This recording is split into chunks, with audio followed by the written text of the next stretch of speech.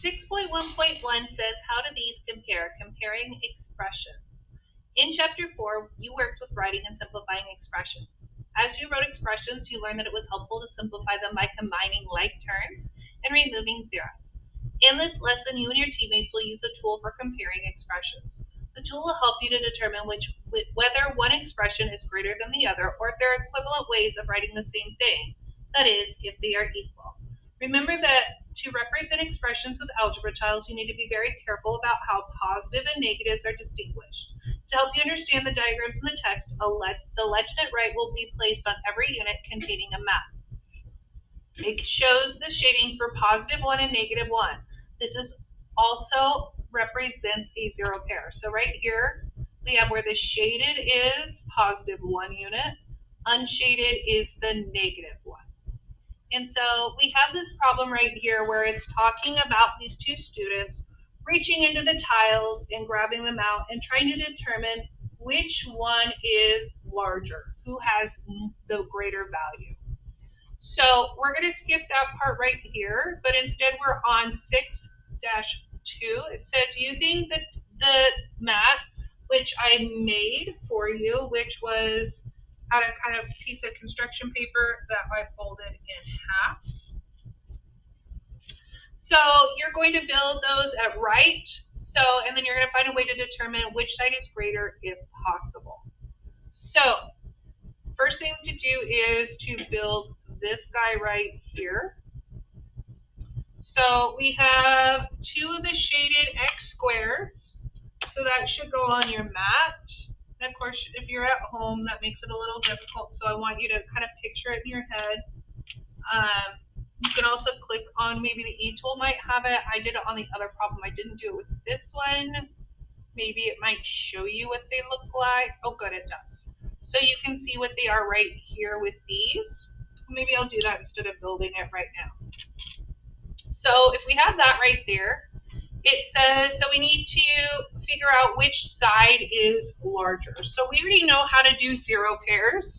So if I have a positive x, oops, I didn't want to switch it, a positive x, and then we have the opposite of x. So if I add those two together, that makes a 0, no matter what the numbers they are.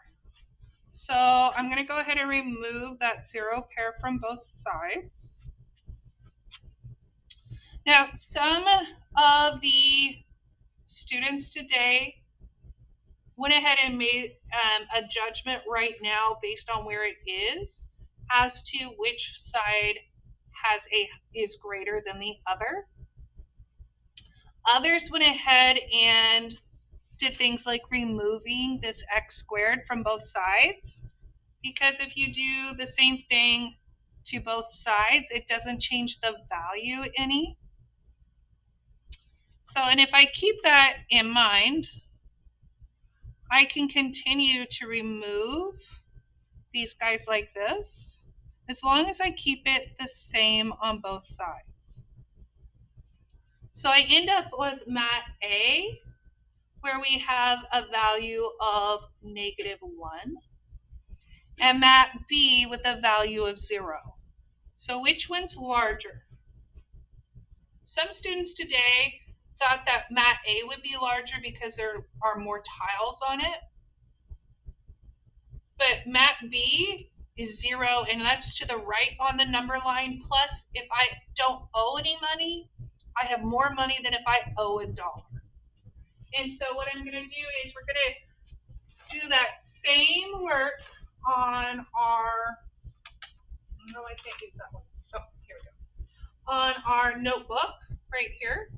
So first of all, we already know, just saw that mat B is larger. Turn to the resource page and we're going to mark the work we just did. Yours should be actually on this page right here, but I do mine single-sided so that it helps me to not draw through it. So we circled our 0 pairs. Right here, we removed both of those off of the mat. We also removed our x squares from each side, and the difference between a 0 pair and removing those like that is an arrow. We also remove these 4 unit tiles, and I need also 4 unit tiles over here. So we ended up with -1 on that side and 0 on this one. And again, -1 is less than 0. Remember, our 2 dots go on the larger side, 1 dot on the smaller.